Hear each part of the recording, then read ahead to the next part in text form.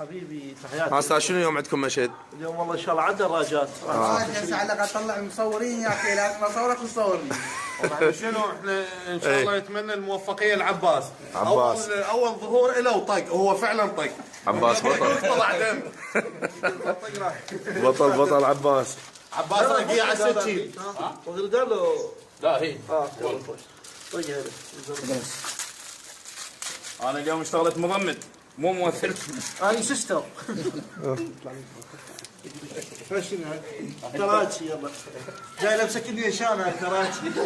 هاي تلبى وكان قبل الاكيد. هاي كراتشي ماما بن مبارك على جبتي. هاي كواليس تصوير مشهد الدراجة.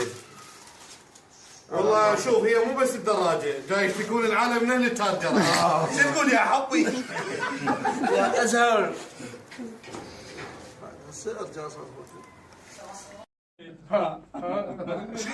طبعا جبنا استاذ خالد المعالج الطبيعي.